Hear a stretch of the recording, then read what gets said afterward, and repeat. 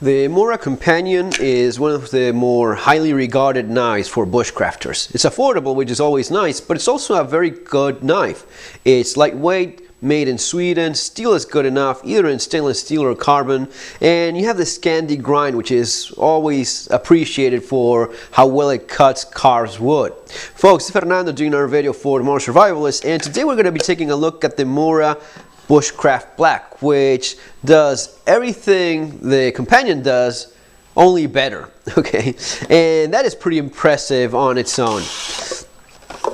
What I mean by this is that pretty much everything that you like about the Mora Companion and similar knives, one of the knives I have several of around is the Hultafors. Again, a Scandi grind knife made in Sweden, and it's pretty much following that same logic of a narrow Scandi blade, not big, but a utilitarian knife.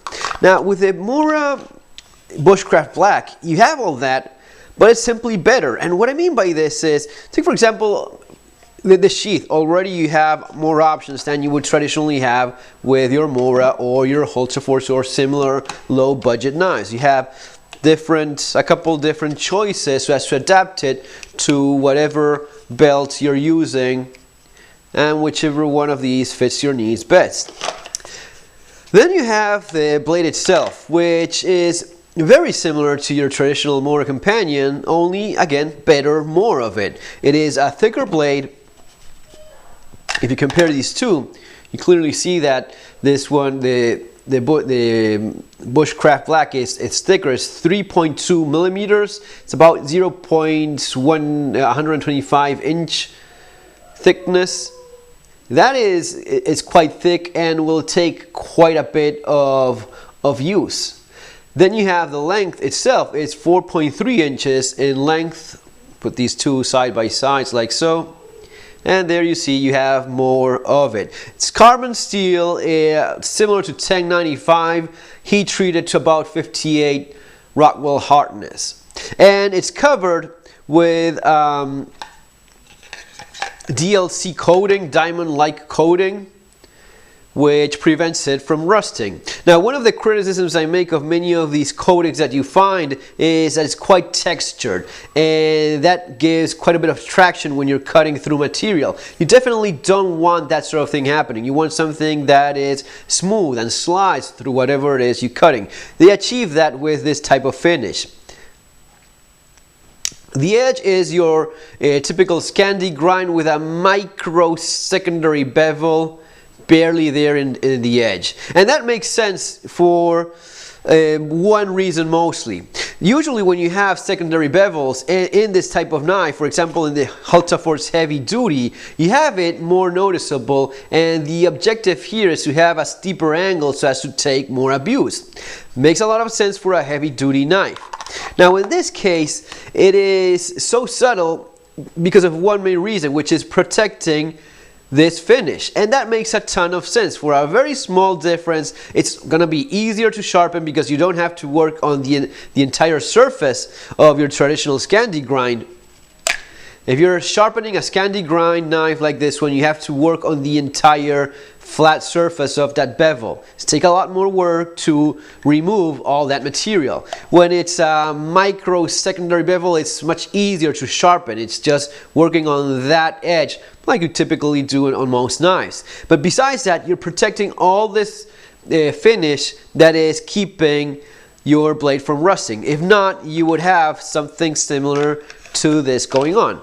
This Hultafors is a carbon steel blade. Really doesn't matter all that much what kind of, it's probably some of the more budget type of carbon steels the Swedish company uses, probably something like a 1095, 1085, but close enough. In any case, this is a knife that has been in my it has lived in a shed for several years. It was like the gardening knife, or whatever needed to be opened, you would just reach for this and dig with it, you know, going into dirt, being left dirty for weeks at a time, and God knows what else. One day I found it in the shed covered with rust, and I took pity of it, cleaned it up with a little bit of steel wool and WD-40, and check it out, there's really nothing. There's really no pitting, nothing. It's just a little bit of darker spots. That is basically it. So it's really not that much of a big deal, but it is nicer if you have something protecting the blade. And of course, a drop of oil will come in handy. Would be nice once you finish using it. Then one of the typical things you find in your classic Mora companion is that you have a narrow tang. That is a rat-tailed tang about this deep going into the hard plastic handle. Now in this case, you still have a narrow tank, but it's much larger, much wider, and it goes deep about this far. That is plenty of tang for this knife. It's gonna be allowing it to do some hard use chores with it without any fear of damaging in any way. This is a hard plastic handle that you have going all the way through, covering the narrow tang, and on top of that you have this rubber like material, which is just very nice, very comfortable. Again, like your Mora companion and your other candy grind knives, only better, more comfortable, nicer to touch, almost tacky, like sticky, very nice to handle.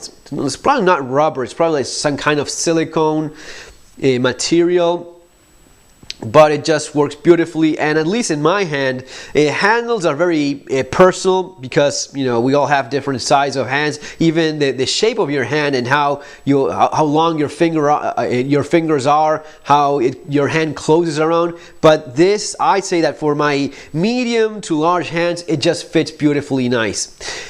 And it's just very, very comfortable. You have this hard plastic cap in there in the bottom. It's not as if it goes all the way through like in a Falkniven, but it's still hard plastic, and it's going to be allowing you to crush, you know, certain materials that you may need. The edge, like in most of these knives, goes all the way down to the plastic, and you're not missing on any real estate in terms of not having edge. That's something that I don't like about certain knives, where I have like a choil or something here. I kind of feel robbed of my edge, you know, if I don't have it all the way there, just to the bottom of it. Not the case here. The blade shape, again, is very typical, very functional, very utilitarian, and just works beautifully for most of these cut-in tasks.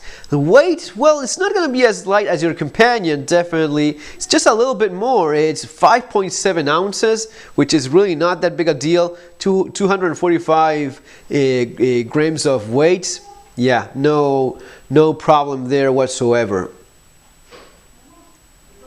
One of the nice things that they also took care of is the spine of the blade is finished at a 90-degree angle. What would typically happen with your Mora companion and your other budget Swedish knives is that they really don't bother all that much with the spine. These are budget knives intended to be used as tools, and no one bothered finishing this to any extent.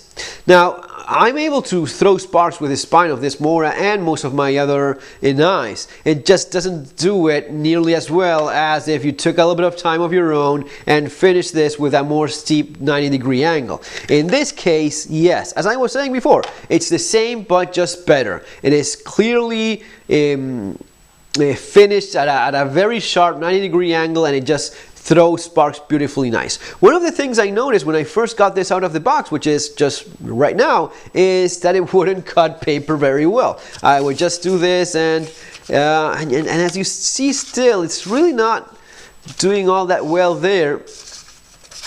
And what I noticed is that it's not doing it very well because it still has a lot of that finish left. And as you keep on using it, as you see right now, it's removing that finish. What I think happened with this knife is they did it, they sharpened it, and they added the finish, the DLC coating on top of the finished product. I don't know if that makes any sense, but I'm looking at it right now, and it is all the way down to the very edge. I think that they finished the sharpened knife. Yep, and as you keep on using it, you start removing that, and you get to the actual metal and the proper edge of the knife. If not, it's really just a matter of a couple seconds, or just keep using it until that material is removed, and then you have that nice